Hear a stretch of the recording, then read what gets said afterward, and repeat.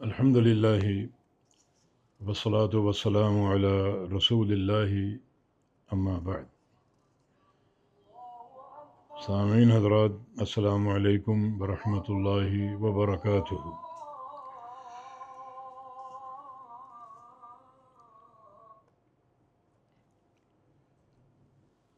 ہمارا دعاؤں کا سلسلہ جاری ہے، اور آپ کے علم میں ہے کہ اللہ تعالیٰ کی حسن ثناء اور اس کی حمد اور تمجید کے ذکر کے بعد کچھ قرآنی دعاؤں کا انتخاب کیا گیا ہے۔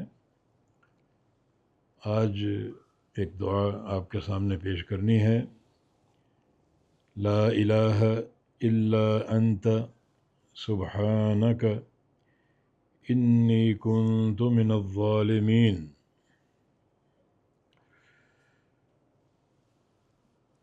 یہ قرآن کی آیت ہے، سورہ انبیاء کی آیت نمبر 78، اور یہ بڑی اہم اور معانی اور اعتقادی فوائد سے بھرپور آیت کریمہ ہے۔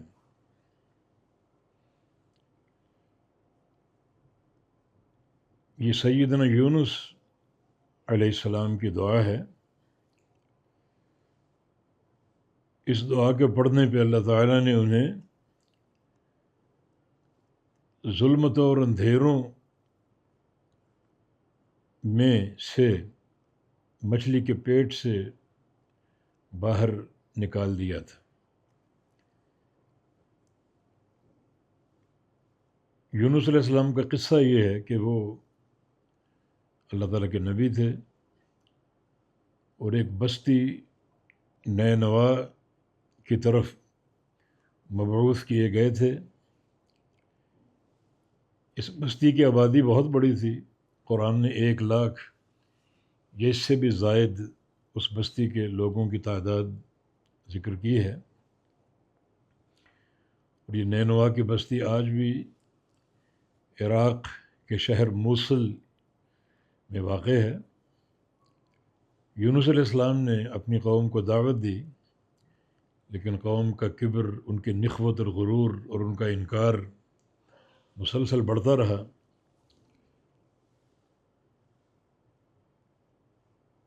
اور اللہ تعالیٰ نے 3 دن میں اس قوم کی طرف عذاب بھیجنے کا وعدہ فرمایا۔ تو یونس علیہ السلام بھی اس قوم کو چھوڑ کر نکل گئے، یہ سوچ کر کہ یہ ایمان لانے والی نہیں ہے، اور یہ بات اللہ کو ناپسند آئی کہ نکلنا اور قوم کو چھوڑنا نبی کے لائق ہی نہیں۔ قوم کے اندر رہنا چاہیے آخر دم تک۔ جب اللہ کا امر آ جائے قوم کو چھوڑنے کا، پھر چھوڑو۔ اللہ اپنے نبی سے مخاطب ہے، محمد الرسول اللہ صلی اللہ علیہ وسلم سے، کہ فاصبر لحکم ربک ولا تکن کصاحب الحوت۔ اپنے رب کے حکم پر صبر کیجیے اور اس قوم میں ٹھہرے رہیے، اس کو سمجھاتے رہیے، توحید کی طرف دعوت دیتے رہیے، اور مچھلی والے کی طرح مت بنیے۔ مچھلی والے یونس علیہ السلام، صاحب الحوت۔ اور نبی علیہ السلام پھر مکہ سے کب گئے؟ مدینہ ہجرت کی اللہ تعالیٰ کے اذن اور اللہ کے امر سے۔ جب اذن آ گیا ہجرت کا، تب آپ نے مکہ کو چھوڑا اور مدینہ منورہ ہجرت کر کے تشریف لے گئے۔ یونس علیہ السلام اللہ کے اس اذن کے بغیر قوم کو چھوڑ کر نکل گئے۔ یہاں ایک بات اور واضح کرنا ضروری ہے، فَظَنَّ أَن لَّن نَّقْدِرَ عَلَيْهِ۔ جب یونس علیہ السلام قوم کو چھوڑ کر نکلے تو انہوں نے یہ گمان کیا کہ ہم یونس علیہ السلام پر قادر نہیں ہوں گے۔ عام لوگ یہ معنی کرتے ہیں، لیکن یہ معنی غلط ہے۔ اللہ تعالیٰ کی قدرت پر ہر نبی کو ایمان اور یقین ہے، کوئی نبی اللہ کی قدرت میں شک نہیں کر سکتا۔ یہ قدر یقدر یہ باب ہے، اس کے دو معنی ہیں، ایک معنی ہے قدرت کا اور ایک معنی تنگی کا۔ وَأَمَّا إِذَا مُبْتَلَاهُ فَقَدَرَ عَلَيْهِ رِزْقَهُ، جب اللہ اس کا رزق تنگ کر دیتا ہے، یبسط لمن یشاء یقدر، اللہ رزق کشادہ کرتا ہے جس کے لیے چاہتا ہے اور تنگ کرتا ہے جس کے لیے چاہتا ہے۔ تو قدر یقدر کا معنی تنگ کرنا بھی ہے۔ یونس علیہ السلام قوم کو چھوڑ کر آ گئے اور وہ سمجھے کہ ہم ان پر کوئی تنگی نہیں کریں گے، مگر تنگی اللہ نے کر دی۔ اللہ نے اپنی ناراضگی کا اظہار کیا کہ قوم کو میرے اذن کے بغیر کیوں چھوڑا۔ اللہ نے دو تنگیاں فرمائیں، وہ بحر سمندر کی طرف آ گئے اور کشتی میں سوار ہو گئے۔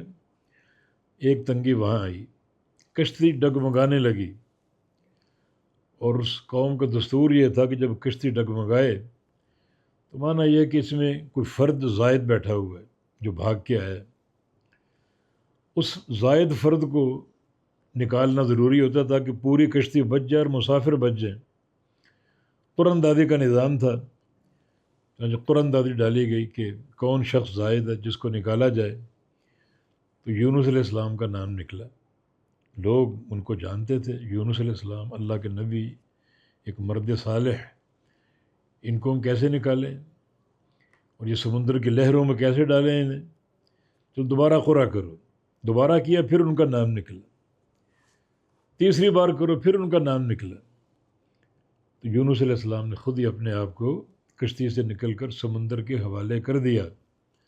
یہ ایک تنگی، کشتی کی تنگی۔ دوسرا، اللہ تعالیٰ نے ایک بڑی مچھلی بھیج دی۔ عبداللہ بن مسعود کا قول ہے کہ بڑی تیزی کے ساتھ یہ مچھلی بحر احمر سے آئی، بڑی تیزی کے ساتھ۔ ادھر یونس نے چھلانگ لگائی، ادھر مچھلی وہاں پہنچ گئی، اور مچھلی نے یونس علیہ السلام کو سالم نگل لیا۔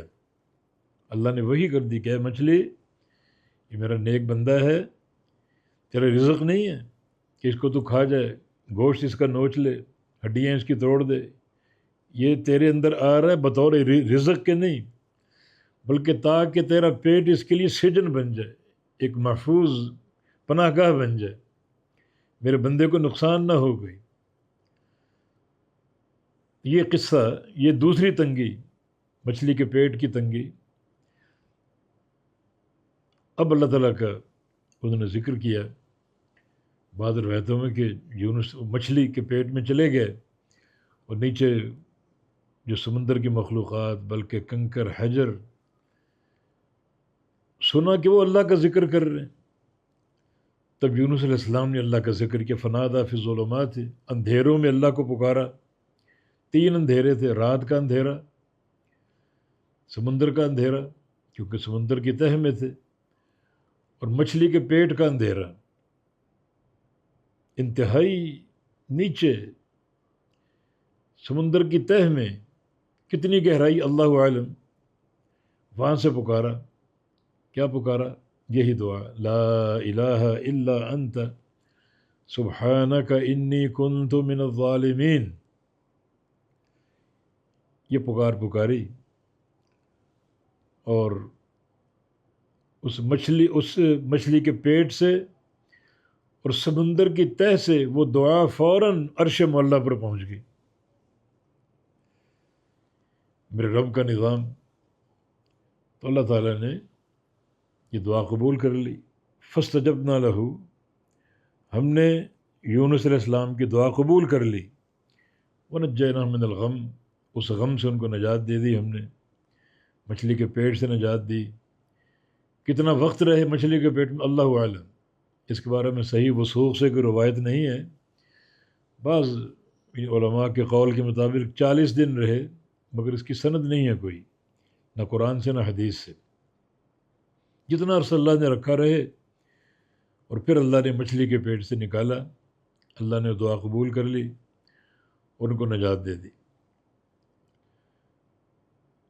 اب آگے نبی علیہ السلام کی 2 حدیثیں سن لیجئے۔ فرمایا کہ لم يدع بها مسلم ربه في شيء قط الا استجيب له، جو مسلمان کسی تکلیف میں، کسی مصیبت میں، کسی غم میں یہ دعا کرے گا، اس کی دعا قبول کر لی جائے گی۔ یعنی اس دعا کے لیے قبولیت کی سند ہے نبی علیہ السلام کی طرف سے۔ اور ایک حدیث میں آپ کا ارشاد گرامی، اسم اللہ الذی اذا دعی به اجاب واذا سئل به اعطى، دعوت یونس بن متہ۔ یونس بن متہ، ان کے والد کا نام متہ تھا، اور ان کے والد تھے بنیامین، اور ان کے والد تھے یعقوب، یعنی سیدنا یعقوب علیہ السلام کے پڑپوتے یونس علیہ السلام۔ فرمایا کہ یونس علیہ السلام کی دعا ایک ایسی دعا ہے، اس میں اللہ کا ایک ایسا نام ہے کہ اس نام کے واسطے سے جب بھی دعا کی جائے گی اللہ قبول کرے گا، جو مانگا جائے گا اللہ عطا فرمائے گا۔ یونس بن متہ کی دعا، اللہ تعالیٰ کے اس میں وہ نام ہے، اللہ تعالیٰ کی وہ مدح اور ثنا ہے کہ جب بھی اس مدح اور ثنا اور اس نام کے واسطے سے سوال کرو گے، دعا کرو گے، اللہ قبول کر لے گا اور اللہ عطا کر دے گا۔ صحابہ اس موقع پر موجود تھے، انہوں نے ایک سوال کیا، اور اللہ صحابہ کرام کی جماعت پر رحم اور اپنی رضا کے خزانے لٹا دے۔ جو سوال کیا، عظیم سوال، اور وہ سوال اور اس کا جواب ہمارے لیے بشارت بن گیا۔ انہوں نے پوچھا علی یونس خاصۃ، یا رسول اللہ یہ دعا یونس علیہ السلام کے لیے خاص تھی، وہ کر گئے اور اللہ نے قبول کر لی؟ فرمایا کہ ہی علی یونس خاصہ وللمؤمنین العامہ، یہ دعا یونس علیہ السلام کے لیے بھی تھی اور قیامت تک ہر مومن کے لیے، جو بھی دعا کرے گا اللہ قبول کر لے گا۔ تو بحمد اللہ صحابہ نے یہ سوال کیا، اللہ کے نبی نے جواب دیا، اور اس جواب نے ہمیں خوش کر دیا کہ یہ بشارت ہمارے لیے بھی ہے، ہم بھی اگر یہ دعا کریں تو اللہ تعالیٰ قبول کرے گا۔ پھر نبی علیہ السلام نے قرآن کی آیت سے دلیل دی کہ قرآن کی آیت نہیں پڑھتے وَكَذَلِكَ نُنْجِي الْمُؤْمِنِينَ، کہ اس دعا پر ہم نے یونس کو نجات دی، اور اس دعا پر ہم مومنین کو بھی نجات دیں گے۔ تو پھر اس میں عموم ہے، یونس کے لیے خاص نہیں ہے، بلکہ جو مومن سچے عقیدے کے ساتھ اس دعا کو سمجھ لے اور کرے، اللہ اس کی مصیبتوں کو دور کر دے گا، اس کی قید کو ختم کر دے گا، اس کو رہا کر دے گا۔ جو رنج ہے، الم ہے، غم ہے، مشکل ہے، وہ گھریلو ہو، مالی ہو، تجارتی ہو، کاروباری ہو، اخلاقی ہو، اللہ سب دور کر دے گا، اور اس دعا کو قبول کر کے۔ اب باقی اس دعا کا فہم ہے کہ یہ دعا ہے کیا۔ اس دعا میں بندہ تین چیزوں کا اقرار کرتا ہے، تین چیزوں کا اعتراف کرتا ہے، اور وہ اقرار بڑا کارآمد ہے، بڑا کارآمد۔ پہلا اقرار لا الہ الا انت، نہیں ہے کوئی معبود حق مگر تو ہی۔ معبود تو بے شمار ہیں، لوگوں نے بنا رکھے ہیں، ہر گلی محلے میں کوئی نہ کوئی درگاہ ہے، کوئی نہ کوئی طاغوت ہے جو لوگوں نے بنائے ہیں، مزارات ہیں، قبے ہیں، قبریں ہیں جن کو پوجا جاتا ہے۔ معبود تو بہت، لیکن معبود حق کوئی نہیں الا انت مگر تو ہی، یہ اقرار ہے۔ اس اقرار میں دو چیزیں، نفی اور اثبات۔ نفی کو نفی سمجھو، اس بات کو اس بات سمجھو۔ نفی کیا ہے؟ کوئی معبود حق نہیں ہے، اس نفی کو مان لو۔ پھر جگہ جگہ ٹھوکریں کھانا، صبح کسی کو سلام، شام کسی کو سلام، یہ تو اس دعا کا انکار ہے، لا الہ کا انکار ہے۔ تو لا الہ الا انت، نہیں ہے کوئی معبود حق مگر تو ہی۔ مچھلی کے پیٹ سے یونس علیہ السلام کی دعا، اللہ کی توحید کا اقرار، ہر شرک کا انکار، ہر شرک کی نفی، تو ہی معبود حق ہے، یہ ایک اقرار ہے نفی اور اثبات کے ساتھ۔ دوسرا اقرار سبحانک، تو پاک ہے ہر نقص سے، ہر عیب سے، ہر کمی سے، ہر کوتاہی سے، تیرے لیے کمال مطلق ہے، تیرے لیے کمال مطلق ہے، تو پاک ہے ہر عیب سے۔ اور ہم عرض کرتے ہیں کہ اللہ کی جناب میں جو سب سے بڑا عیب لوگ منسوب کرتے ہیں وہ شریک مقرر کرنا، کہ پتھروں کو، انسانوں کو، حجر کو اللہ کے برابر قرار دینا کتنا بڑا ظلم ہے۔ یہ اقرار دوسرا، تو ہر عیب سے پاک ہے۔ ہمارا یہ عقیدہ جو تیری جناب میں شریک مقرر کیے گئے تو ان سے پاک ہے۔ جب سے شرک قوم نوح سے چلا ہے آج تک چلتا آ رہا ہے، ہر نبی کے دور میں شرک تھا، آج بھی ہے، قیامت تک رہے گا۔ سبحانک، تو ہر شرک سے پاک ہے، ہر شریک سے پاک ہے۔ یہ دوسرا اقرار۔ تیسرا اقرار کیا ہے؟ انی کنت من الظالمین، بے شک میں ظالموں میں سے ہوں۔ ظالموں کا معنی کیا؟ گناہ گاروں میں، مجھ سے گناہ ہوا، مجھ سے غلطی ہوئی۔ یہ تیسرا اقرار، اپنے گناہ کا اقرار، اپنی معصیتوں کا اقرار۔ اور یہ اقرار بھی بڑا کارآمد ہوتا ہے، بندے کی تواضع، کہ بندہ اپنی غلطیوں کو اقرار کرے۔ جو سید الاستغفار ہے، سید الاستغفار صحیح بخاری میں انشاءاللہ آگے پڑھیں گے وہ، جس میں نبی علیہ السلام کا ارشاد کرم میں جو بندہ صبح کو یہ پڑھ لے اس دن فوت ہو جائے جنت میں جائے گا، رات کو پڑھ لے فوت ہو جائے جنت میں جائے گا۔ سید الاستغفار میں یہ سارے اقرار ہیں، اللہ کی توحید کا اقرار، اس کی ربوبیت کا اقرار، اس کی الوہیت کا اقرار، اور یہ کہ جتنی نعمتیں کائنات میں تیری طرف سے یہ اقرار بھی ہے، اور ساتھ ساتھ اپنے گناہوں کا اقرار۔ ابوء لک بنعمتک علی وابوء بذنبی فاغفر لی فانہ لا یغفر الذنوب الا انت۔ یا اللہ، دو چیزوں کا اقرار کرتا ہوں، اعتراف کرتا ہوں، تیری طرف سے نعمتیں ہیں اور کچھ نہیں، نعمتیں ہی نعمتیں، نعمتیں، میری طرف سے گناہ ہی گناہ ہے، وابوء بذنبی، میں گناہ گار، خطا کار۔ تو بندہ اپنے گناہ کا اقرار کرے، اپنی خطا کا اعتراف کرے۔ ابوبکر صدیق رضی اللہ عنہ نے نبی علیہ السلام سے پوچھا کہ مجھے خاص دعا سکھائیے نماز میں پڑھنے کے لیے۔ یہ دعا، اللہم انی ظلمت نفسی ظلما کثیرا وای انی کنت من الظالمین، یا اللہ میں نے اپنے نفس پر ظلم کثیر کیا ہے، اور تیرے علاوہ معاف کرنے والا کوئی نہیں، تو بخش دے، مجھے معاف کر دے۔ تو ظلم کثیر، اپنی ان معصیتوں کے گناہوں کا اقرار۔ ظلم کی تین قسمیں ہیں، ایک ہے ظلم بندے اور اللہ کے درمیان، یہ کفر اور شرک، بندہ شرک کر کے، کفر کر کے، منافق ہو کر، یہ گناہ اس کے اور رب تعالیٰ کے درمیان۔ اور ایک ہے ظلم لوگوں کا آپس میں ظلم، ایک بندے کا دوسرے بندے پر ظلم، کسی کی غیبت، کسی کی چغلی، کسی کا مال ہتھیا لیا، کسی کو ناحق مارا، کسی کو قتل کیا، یہ دوسرا ظلم۔ اور تیسرا ظلم بندے کا اپنی ذات پر ظلم، یہ گناہوں کا اقرار، گناہ کرتا ہے، معصیتیں کرتا ہے، فسق و فجور کا ارتکاب کرتا ہے، تو بندہ اپنے ظالم ہونے کا اقرار کرتا ہے، انی کنت من الظالمین، میں ظالموں میں سے ہوں، یہ ظالموں میں سے تھا۔ یہ اقرار بھی اللہ کو بڑا پسند ہے، اللہ کے سامنے تضرع کا اختیار، تضرع۔ تو اللہ تعالیٰ نے یونس علیہ السلام کو نجات دی، فرمایا اسی طرح مومنوں کو نجات دیں گے۔ یونس علیہ السلام قوم کو چھوڑ کے چلے گئے، اور 3 دن کے اندر اللہ کا عذاب آندھی اور بارشوں کی شکل میں شروع ہو گیا۔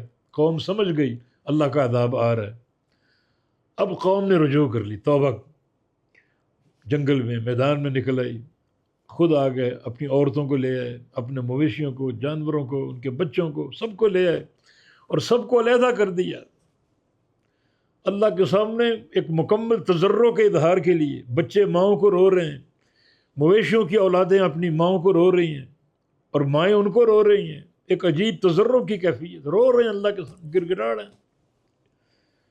یہ تضرع اللہ کو پسند ہے، یہ آوازیں اللہ کو پسند ہے۔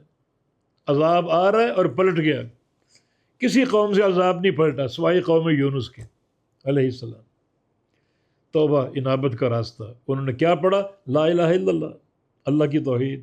یہ عظیم کلمہ اتنا بڑا ہے، اللہ کا عذاب آ کر پلٹ گیا۔ اس کلمے کی تاثیر، اس کی عظمت، اس کا ملاحظہ کیجیے۔ یونس علیہ السلام اس کلمے کی برکت سے مچھلی کے پیٹ سے باہر آ گئے، ان کی قوم اس کلمے کی برکت سے عذاب پلٹا کے اللہ نے پلٹا دیا عذاب، اور اس کی قوم بچ گئی۔ پھر سارے قوم والے اسلام پر آ گئے، ایمان پر آ گئے، یونس علیہ السلام بھی آ گئے، ان کو ان کا نبی مل گیا، اب وہی آ رہی ہے، اللہ کے احکام آ رہے ہیں، عافیت ہی عافیت، خیر ہی خیر۔ اساس کیا ہے؟ لا الہ الا انت سبحانک انی کنت من الظالمین۔ اللہ پاک توفیق دے فہم توحید کی، اور جو توحید کے ثمرات اللہ پاک ہم سب کو عطا فرما دے۔ بارک اللہ فیکم، اقول قولی ھذا واستغفر اللہ لی ولکم، وآخر دعوانا ان الحمد للہ رب العالمین۔